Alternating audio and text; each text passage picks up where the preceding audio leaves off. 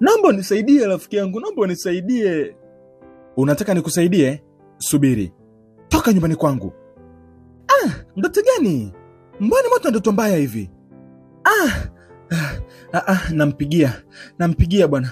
Namwambia ni moto ndoto mbaya, sijaipenda. Sasa mbona simu haiti? Jamani, haiti. Afu ni moto ndoto mbaya, kwa nini? Hapana, ngoja niende.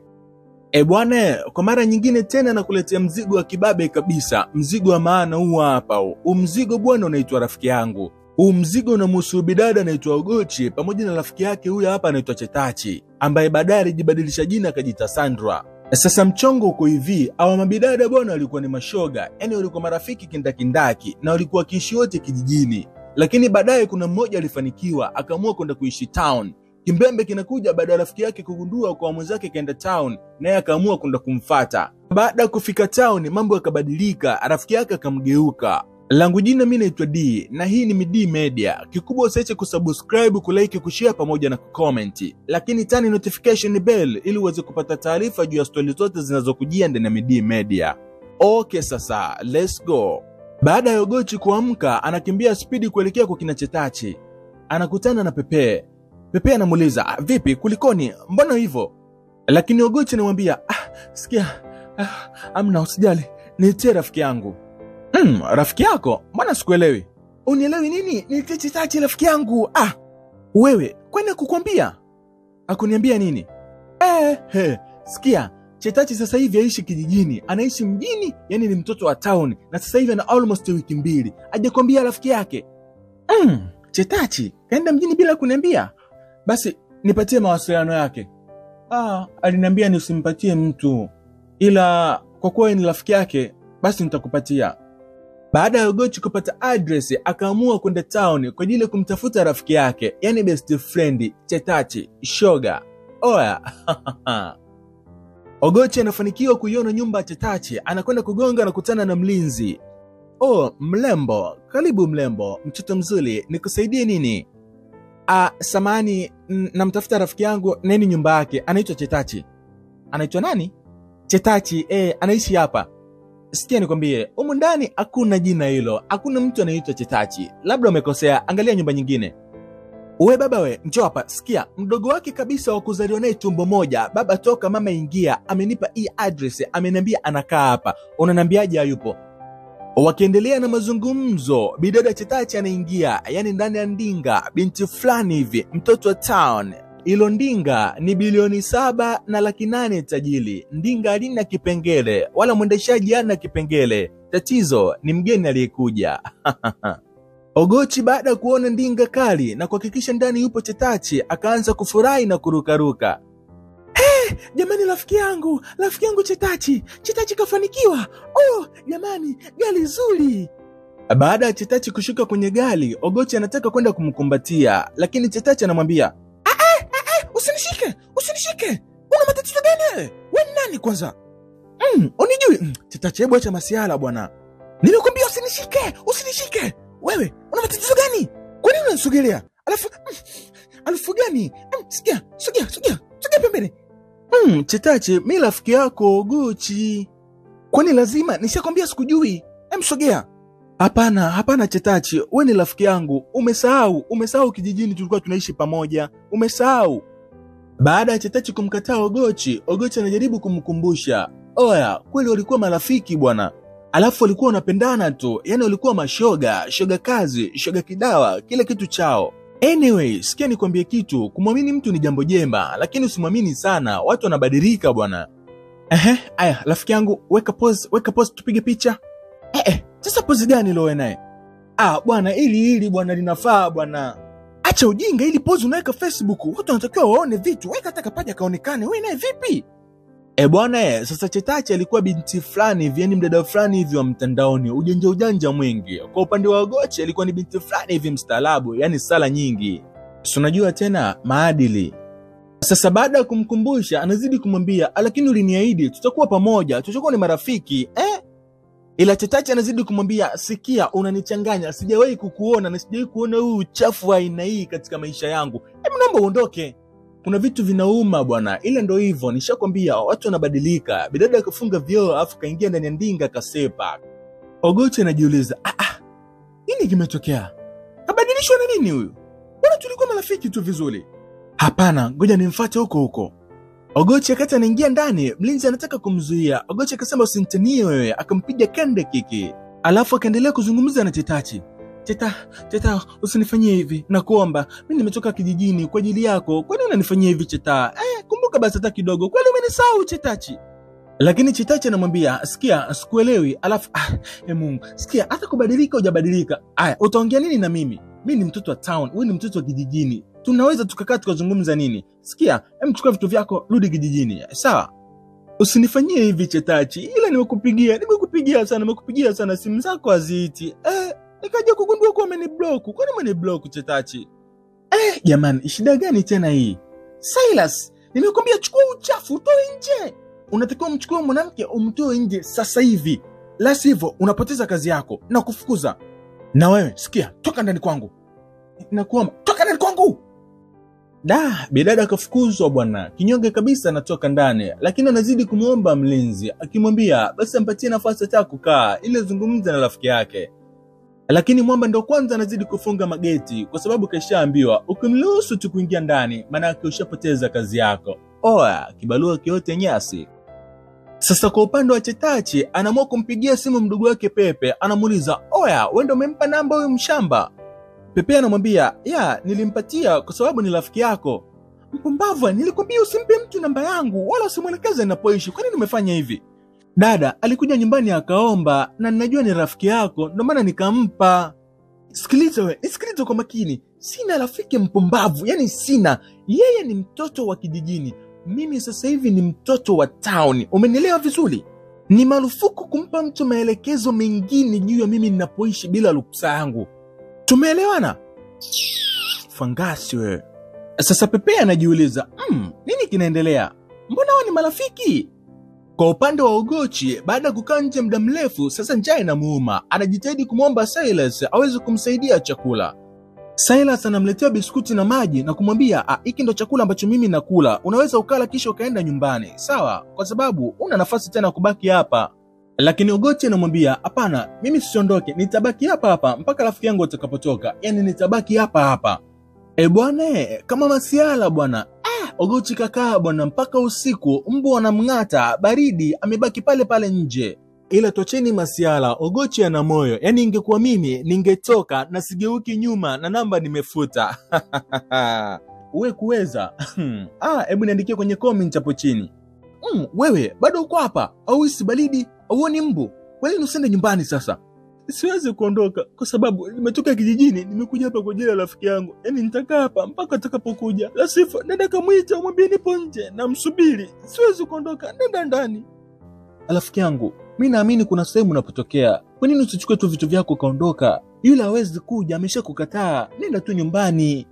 Nisikufiche, laiti mimi ndo ningekuwa ni wewe, ningekuwa nishaondoka muda mrefu. Mbona kama marafiki unaweza ukapata wengine? Wapo marafiki wazuri Mungu atakuletea, achana naye, ondoka. Mimi sina sehemu ya kwenda, yani siendi popote kwa sababu rafiki yangu tulikubaliana sisi tutakuwa pamoja miaka yote. Kwa nini leo nikatae? Hapana, inaniuma. Mimi siwezi kwenda sehemu yoyote, siendi. Baada ya mazungumzo ya muda mrefu, Silas anamwambia, sikia, mimi nitakuruhusu kuingia ndani, nitakupatia sehemu ya kujibanza, lakini hakikisha inapofika asubuhi na mapema unaondoka kabla bosi wangu hajakuona, sawa? Basi Silas anamuingiza ndani na kumonyesha sehemu ya kupumzika ili inapofika alfajiri aondoke kabla bosi hajatoka. Bwana, asubuhi sasa Chetachi akiwa anatoka ndani anashtuka kumuona Ogochi. Chetachi anajiuliza, nini hiki? Kwa hasira anamuita Silas na kumuuliza, Silas, nini umefanya? Nilikuzuia kumuingiza huyu ndani. Ameingiaje hapa? Madam, atakuwa ni mzimu. Mimi milango yote nilifunga. Wewe, umeingiaje hapa? Wewe ni mzimu. Nilikukataza kumuingiza ndani na nilikwambia akiingia basi na wewe utaondoka. Kachukua vitu vyako, wote mtoke. Mnaondoka wote humu ndani. Una kazi kuanzia sasa hivi. Lakini Ogochi anamwambia, usifanye hivyo. Basi nisamee mimi. Alikuwa anajaribu tu kunisaidia. Hivi wewe, mimi ndio nilikutoka kijijini nikakuleta hapa. Nakuuliza, mimi nilikuita. Unafanya nini sasa hapa? Usinichanganye. Chukua vitu vyako na uondoke. Si uondoke. Wakiendelea na mazungumzo, mwamba Faza House anaingia. Huyu mwamba anaitwa Jackson. Chetachi baada ya kumuona Jackson akashangaa akasema, baby, karibu mpenzi wangu. Jamani, ukuniambia kama unarudi. Nilikumisi tu. Kwa hiyo nilitaka nikusurprise mke wangu. Ogochi baada ya kumwona Jackson akamwambia, Jackson, ninakufahamu. Wewe ni nani? Mimi ni Ogochi, ni rafiki yako. Tulikutana Facebook, tulikuwa tunachati. Nilishangaa tu ukawa umeblock namba yangu. Rafiki yangu hapa aliniambia kuwa umeniblock. Nimekukumbuka. Kwa hiyo vipi? Ushamaliza kazi zako za umalaya? Ogochi anashtuka. Umalaya? Umalaya mimi nimeanza lini? Mimi mbona sielewi hata mambo. Mimi ni bikra tangu nimezaliwa, sijui kufanya kitu chochote. Na kuaje malaya tena mimi? Chetachi akazidi kumkandia bwana, akamwambia, baby, huyu ni malaya. Kila mtu anamjua pale kijijini. Kila mwanaume ni wa kwake. Ogochi anamwambia Chetachi, Cheta, kweli wewe ukuniambia maneno? Mimi ukuniambia hivi na unanijua vizuri kabisa. Mimi malaya nimetoa wapi Chetachi? Jackson anadakia, anamwambia, uliniambia wakati tunachati, uliniambia kwamba wewe unajiuza na unataka tukutane kwa shilingi 11,000. Lakini Ogochi anamwambia, sikia, mimi sijai kufanya hivyo. Kwanza hata kutumia simu siwezi. Anyway, mimi najua kuna mchezo umechezeka tu hapa. Mungu atanisaidia. Itajulikana tu. Kaa kimya, nyamaza. Baby, sikia, twende ndani. Utakuwa umechoka. Twende nikakupumzisha, nikakuandalia maji ya kuoga, upate na chakula. Achana na huyu malaya. Ogochi anazidi kushangaa, anasema moyoni, kwa hiyo kumbe Chetachi alinizunguka. Nikuibie siri tu kidogo. Huyu Jackson bwana alianza kumuelewa Ogochi mtandaoni, lakini Ogochi kutumia simu alikuwa hawezi. Akawa amempelekea simu Chetachi ili aweze kumsaidia. Chetachi baada ya kugundua kuwa mwamba ana doo, akaamua kumzunguka rafiki yake. Kumbuka nilikwambia usiamini sana watu katika hii dunia. Watu wanabadilika bwana. Sasa baada ya kufika ndani, Jackson anamuuliza, hivi baby, kweli una urafiki na huyu dada? Tulikuwa marafiki mara kwanza, lakini baadaye mimi niliachana naye kwa sababu ya tabia zake. Yaani huyu dada ni malaya mchafu. Yaani pale wanaume wote kaishamaliza pale kijijini. Mimi tabia zile nishinda kwa kweli. Na kanikela sana. Sijui kwa nini kaja nyumbani kwangu bila kumwalika. Yaani kanikela. Ila Jackson anamwambia, lakini nilishangaa. Yaani nilipoangalia page yake anaonekana kuwa ni binti mstaarabu. Anakuwaje malaya? Sandra anazidi kuchochea, wewe yule umjui tu, ni mwanamke mchafu, ni malaya. Yaani anajisafisha, anajivika ngozi ya kondoo lakini ndani ni mbwa mwitu. Kwa upande wa Ogochi hajaondoka, amebaki nje huko akipiga stori na Silas. Sasa Jackson baada ya kutoka kuoga na kujiandaa, anasikilizia dirishani, anagundua kuwa Ogochi bado yupo nje. Baby, rafiki yako bado hajaondoka? Yaani bado uko hapo chini? Hivi ananitafuta nini? Yupo na Silas? Ngoja nikawatimue. Jackson anamwambia, baby, okay, tulia, ngoja mimi naenda kulisolve. Subiri, naenda mimi. Tulia tu mpenzi wangu, sawa? Ogochi anazidi kumwambia Silas kwamba mimi ninaumia kweli, mimi kusingiziwa maneno haya, kumbe mimi ni malaya, imeniuma sana. Yaani imeniuma. Silas anazidi kumwambia, unatakiwa uwe imara, sawa? Au ni maneno tu, Mungu atakupigania. Wakiendelea kuzungumza, Silas pamoja na Ogochi, Jackson anafungua mlango. Silas na Ogochi wanashtuka, lakini Jackson anawaangalia kisha anamhurumia Ogochi, anarudi ndani. Baada ya Jackson kurudi ndani, Sandra anamuuliza kwa hasira, baby, wameshaondoka au niende mimi nikawatimue? Jackson anamwambia, baby, samani, naomba nikuombe kitu.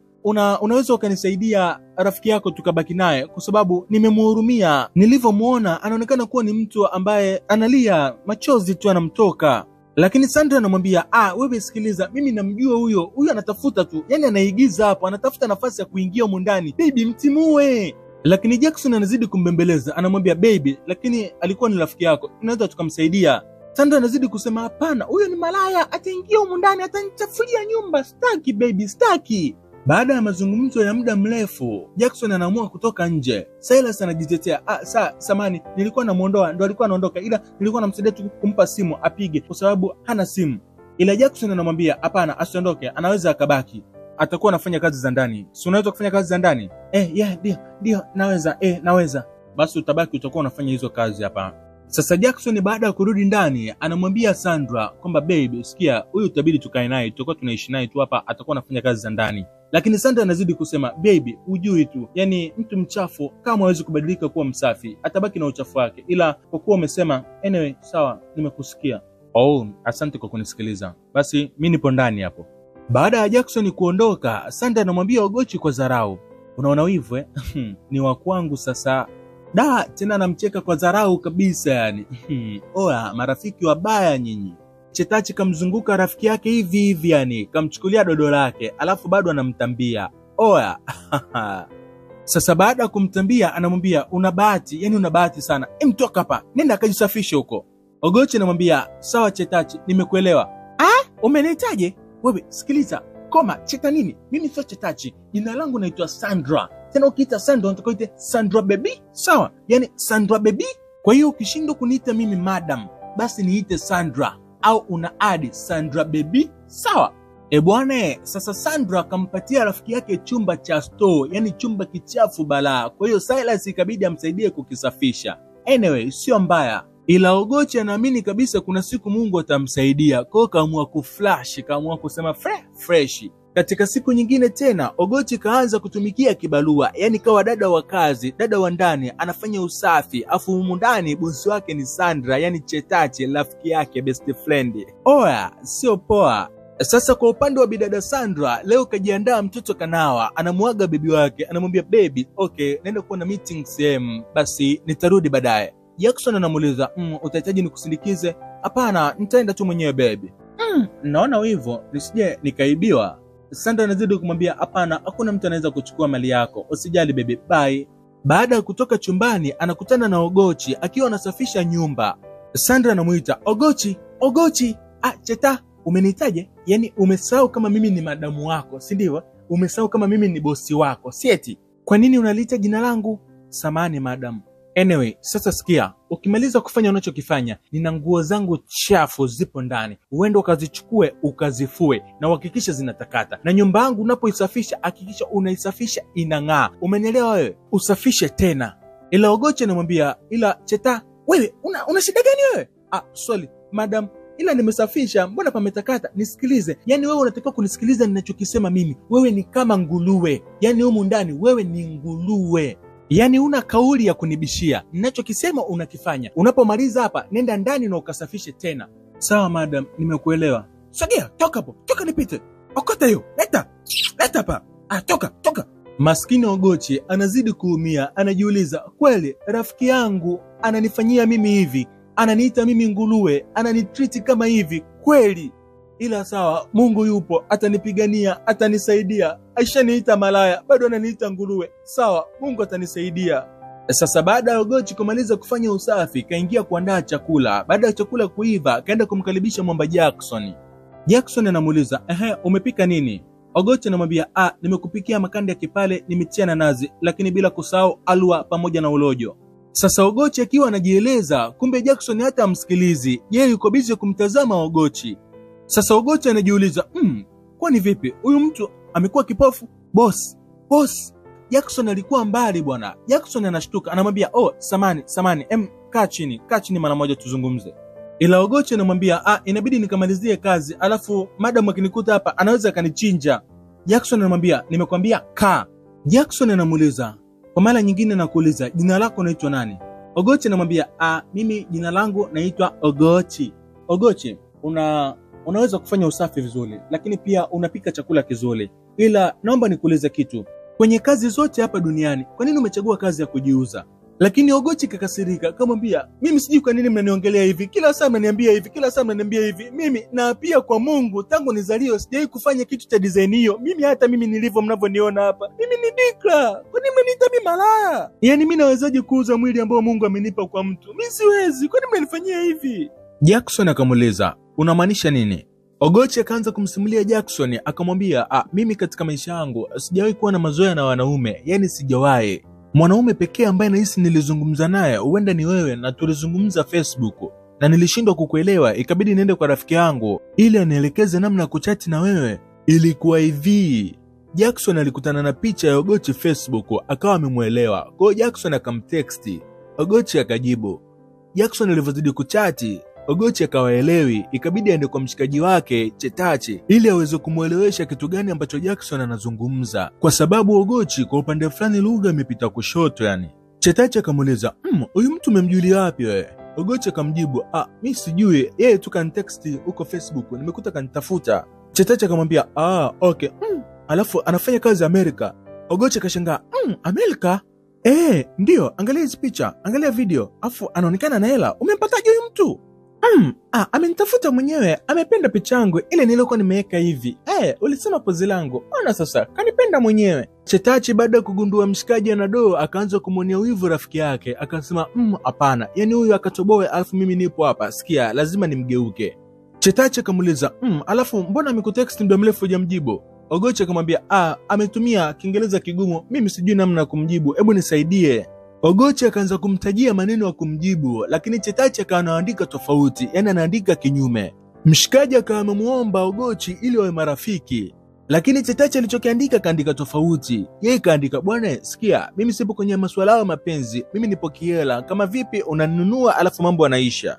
Jackson akamuuliza akamwambia, nilifikiri kuwa ni binti mzuri, sasa kwa nini unafanya hivyo vitu? Chetachi akajibu, sikia bosi, mimi sina muda, kama unataka hivi vitu basi unatakiwa ulipie.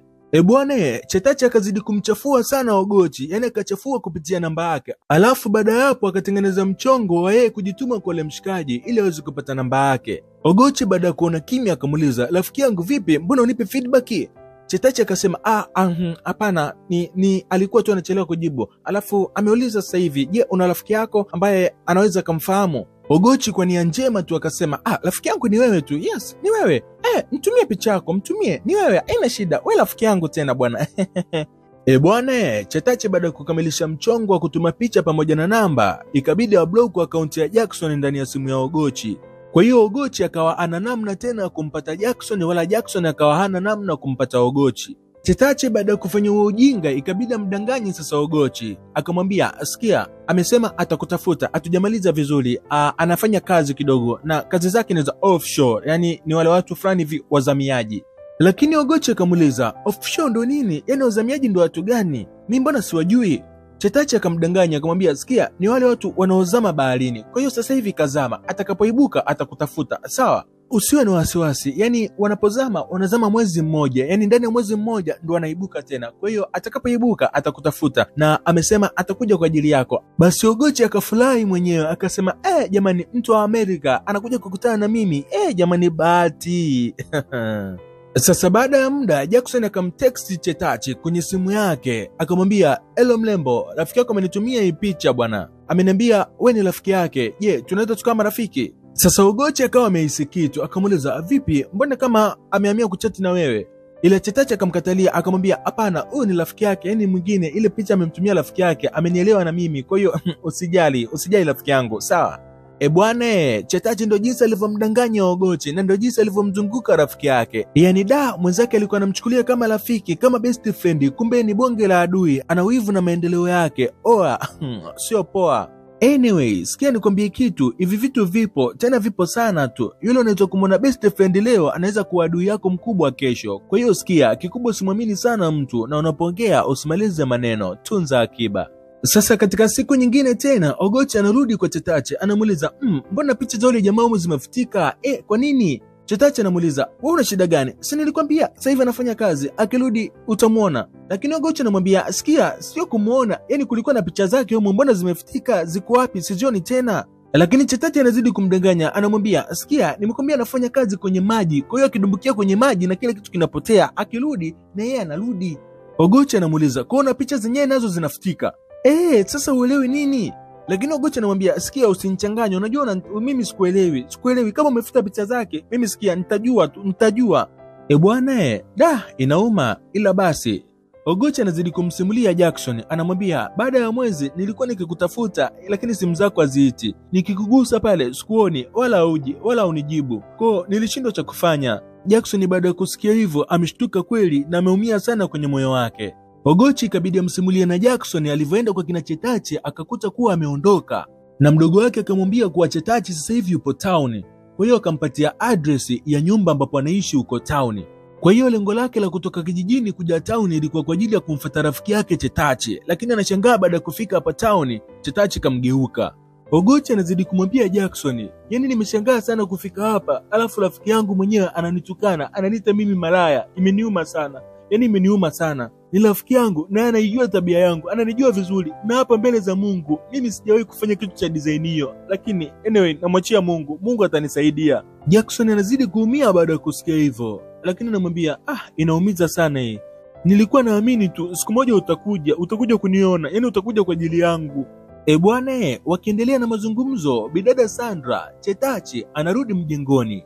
Sandra anauliza kwa hasira, ni kitu gani kinaendelea hapo? Kwa nini umekaa hapa? Umekaa na mume wangu? Baby, nini kinaendelea hapo?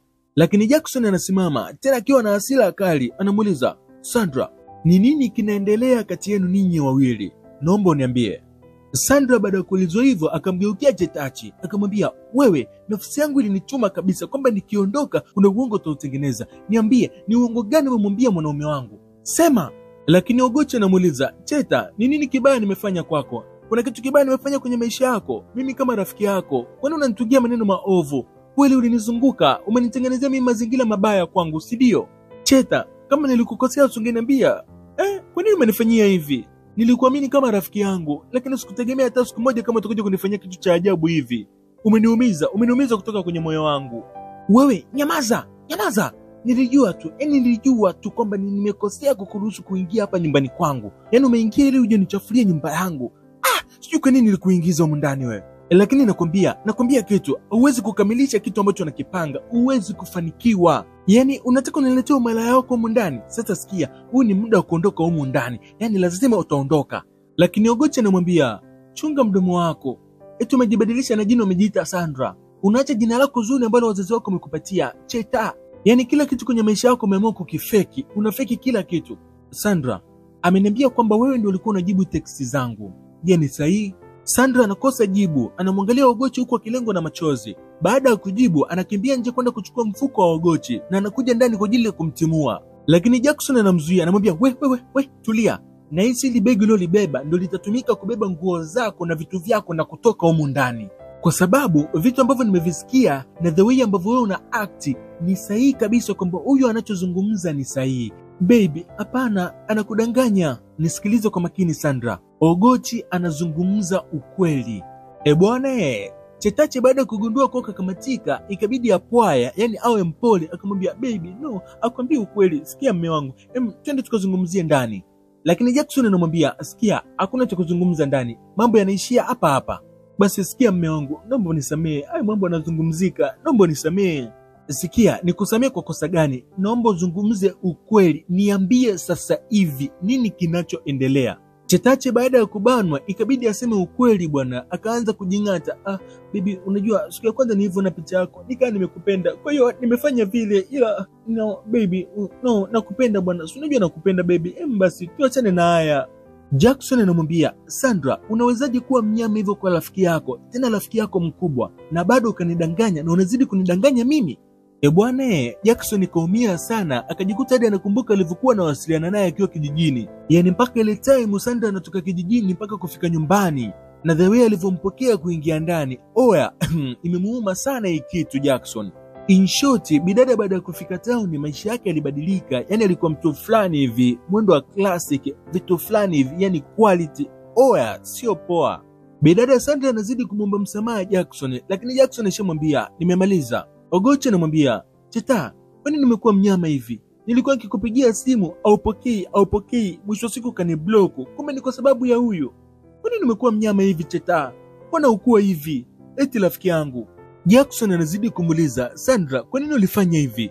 Yaani ulifanya hivi kwa rafiki yako kabisa? Yote niliyokuwa nimeyafanya kwa sababu niliokuwa nakupenda nimefuta, na mipango yetu yote ya ndoa imeisha. Yaani mimi na wewe kuanzia sasa basi.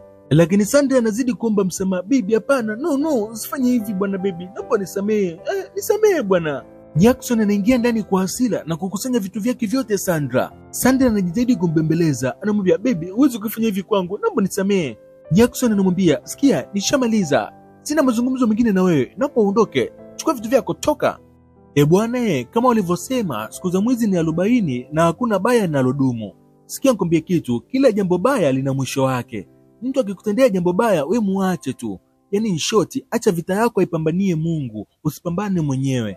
Bidada Sandra, yani Chetachi, baada ya kufanya ubaya wote kwa Ogochi, leo anaumbuka. Anajitahidi kuomba msamaha, lakini Jackson bado anamtimua. Jackson baada ya kurudi ndani, anamwambia Ogochi, sikia, naomba nisamee. Nisamee kwa kila kitu kilichotokea. Hamna shida boss. Mungu tu ndo amepanga, lakini nilikuwa naamini tu ipo siku Mungu atanikutanisha na wewe. Okay, usijali Ogochi, nitabadilisha story yako. Sawa? Asante Jackson, asante sana. Bwana, kwa upande wa Chetachi, baada ya kutimuliwa, mazingira yamekuwa magumu, yani michongo yote imekataa. Sasa anaanza kukumbuka madanga wake. Kibaya zaidi sasa, na madanga nao wanachomoa. Oya. Anapokata simu tu, kuna bidada anaitwa Abigail. Huyu Abigail bwana alikuwa ni rafiki yake na Chetachi. Sasa Abigaili ikaja, bliki ya kwanza anamwambia nataka hela yangu. Chetache anampanga anamwambia Abigaili ni najitahidi natafuta nitakupatia. Lakini Abigaili hamuelewi, anamwambia sikia, mimi nataka hela yangu, sijataka story, ninakupa siku moja tu uniletee hela yangu, sijui umenielewa? Alafu kwanza nyanyuka hapo, nyanyuka. Unaharibu kitanda changu. Iko kitanda nimenunua na hela. Nyanyuka, toka ndani kwangu. Toka. Yaani ukisikia ugali moto, mboga moto, ndio hii sasa. Oya, Chetache anachokutana nacho. Kwa upande wa Ogochi, mambo sasa ni uswano. Leo kaandaa chakula kwa ajili ya kumpelekea Silas. Silas baada ya kupokea chakula anashukuru sana. Anamwambia, sikia, sijui kuletewa chakula kutoka kwenye hii nyumba. Mungu akubariki sana. Ogochi anamwambia Silas, na wewe Mungu akubariki sana. Umeweka kazi yako hatiani kwa ajili ya kunisaidia mimi. Katika siku nyingine tena, bidada Sandra, Chetache anarudi kwa Abigail. Abigail anampokea kwa kumwambia naomba hela yangu. Lakini Sandra anamwambia, Abigail, naomba unisamee. Naomba unipatie tu hifadhi, sehemu ya kulala. Mimi hela yako nitakupatia. Abigail aelewi, anamwambia, sikia, nyanyuka, ondoka, toka. Yaani ninachotaka hapa ni hela yangu. Kama una toka. Abigail, usinifanyie hivi, tafadhali. Basi naomba univumilie tu. Hebu toka ndani kwangu. Nikukumbushe tu lile jambo baya ambalo unamtendea mwenzako, kumbuka kuna siku litarudi kwako likiwa na riba. Bwana unamjua Ogochi vizuri, unaijua rangi yake, unaujua mshepepe, ujui. Sikia sasa, huyu ndio Ogochi sasa, bidada peace kali, peace ya kwenda. Jackson leo kamwa kumtoa out bwana Ogochi. Ona alivyodamshi. Oya, jamani, nitafanya kila kitu kwa ajili yako mpenzi wangu. Yaani mimi na wewe daima. Wewe ndio kila kitu kwangu. Acheni masiala bwana. Kuna vimaneno ukiambiwa hivi hadi kamoyo kanadunda. Sijai kuambiwa hivyo. Kwa upande wa bidada Sandra, yani Chetache, ana mbele wala nyuma. Amekuwa ni mtu kuongea tu mwenyewe, ajue aende wapi. Yani hana pakulala, pakula wala pakukaa.